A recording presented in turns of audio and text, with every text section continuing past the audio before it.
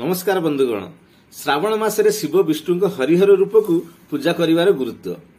हरिहर अवतार हेउछि भगवान शिव एवं भगवान विष्णु एकीकरणर प्रतीक, जेउथिरे शिव एवं विष्णु को गोटे शरीर अधा अधा देखा जाती। हरिहर रे हरि अर्थ विष्णु एवं हर अर्थ शिव। धार्मिक दृष्टिकोण सहित भगवान को यही अवतार आमको यह मध्य शिक्षा दिए जे समान रूप से भगवान को विभिन्न दिग अछि, किंतु हरिहर अवतार रहस्य कौन आसंतु जानिबा। यह सहित श्रावण मासरे यही अवतार को पूजा करिवार धार्मिक गुरुत्व कौन। भगवान हरिहर रूप कौन ना भगवान हरिहर डाहण पार्श्व रुद्र एवं बाम पार्श्व विष्णु प्रतीक अछि।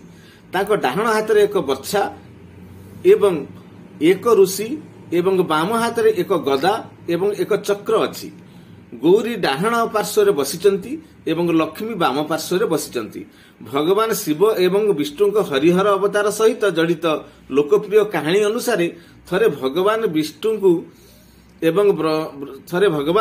विष्णु एवं ब्रह्मा शिव को प्रशंसा करथिले, जहा उपरे खुशी होई शिव उभय को एक वरदान देबाकू प्रतिश्रुति देइथिले। वरदान रे ब्रह्मा शिव को ताकर पुत्र हेबाकू अनुरोध करथिले। जेतेबेले ब्रह्मा ब्रह्मांड सृष्टि करथिले से एथिरे विफल होइथिले एवं तापरे शिव एही वरदान पूर्ण करथिले। अन्य पक्षरे भगवान विष्णु शिवंक भक्ति मागिथिले। तापरे महादेव प्रश्न होई विष्णुजी को तांका शरीरर अधा दान करथिले, जहा परे हरिहर रूप जन्म होइतिला।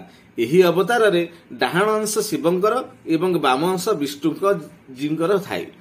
हरिहर रूपंकर एही हरिहर रूपर गुरुत्व विषय जानिबा। भगवान विष्णु एवं शिवंक हरिहर अवतारर गुरुत्व बहुत गभीर, कारण उभय देवता सेमानकर भिन्न भिन्न गुण पाई पूजा पाती। शिव हेउचंती विनाशकारी एवं विष्णु को रक्षक कुहा जाए। तेणु भगवान हरिहर अवतार कहती जे सृष्टिर चक्र केवल विनाश एवं सुरक्षा द्वारा समाप्त हुए। श्रावण रे हरिहर अवतारर पूजार गुरुत्व हेउची पवित्र श्रावण रे शिव एवं विष्णु हरिहर अवतार पूजा गुरुत्व धार्मिक दृष्टिकोण बहुत वृद्धि पाए। यार कारण हेउची श्रावण मास भगवान शिव को समर्पित।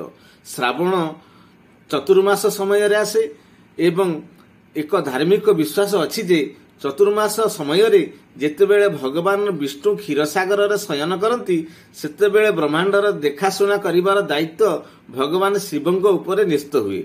कुहा जाए जे श्रावण समय रे भगवान शिव मध्य पृथ्वी रे वास करती। एही कारणरू श्रावण मासरे हरिहर अवतारर पूजा करिबा द्वारा शिव एवं विष्णु को आशीर्वाद मिली थाए।